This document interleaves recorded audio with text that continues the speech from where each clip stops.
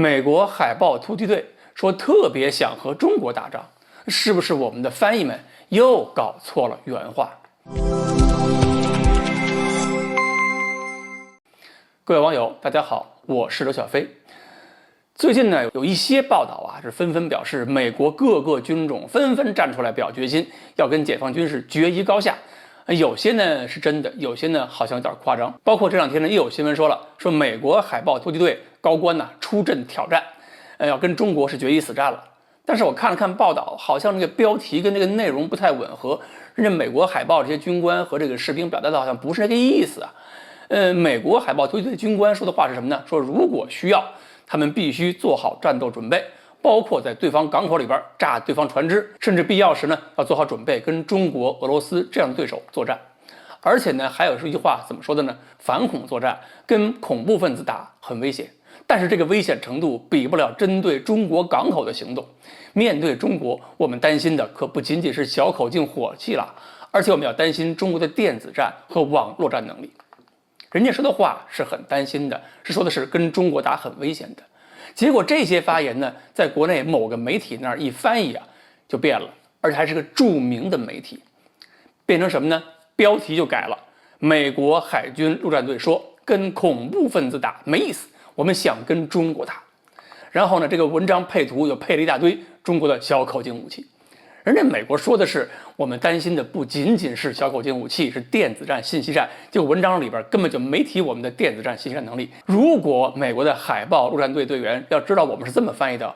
估计得气得吐血。您这是逼着他钻进火力陷阱啊！不可否认，我们以后面对美国的挑战和遏制，美国是不会手软的。如果我们媒体天天说美日震惊、美日拜服、美日抱头鼠窜，这年头傻子才信。但是如果刻意的去歪曲对手观点，难道就是知己知彼，就是客观，就是好事吗？如果从宣传角度讲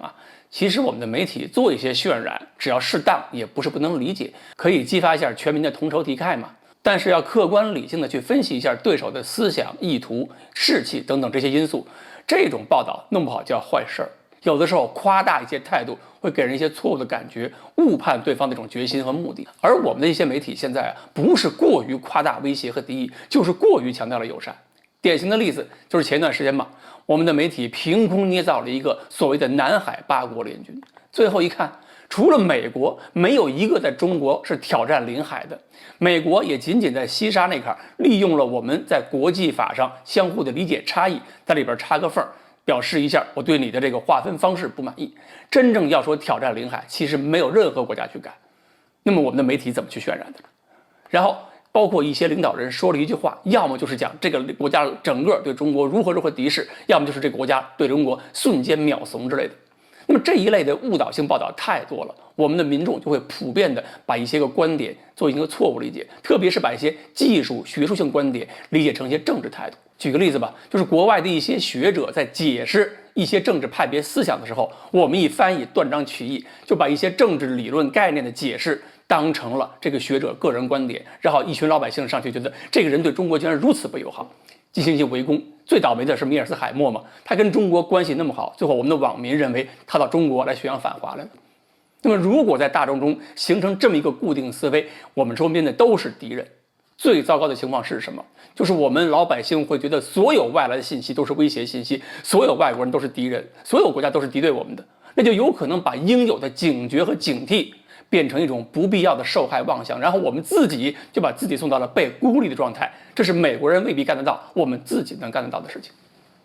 媒体当然要有自己的态度，但是给公众的应该是尽可能准确的信息，不要以为美国的任何信息一定要黑一遍才是爱国，不是这样。向受众全面展示中美之间真实的较量格局，这是媒体应该干的，这是老百姓应该接受的信息，这是我们未来的较量过程中真正的知己知彼。比起接飞盘，客观报道更体现正能量的良心。好，关于媒体的一些故意的误报道，我们今天就说到这里，欢迎大家继续关注我们的栏目，我们下期再说。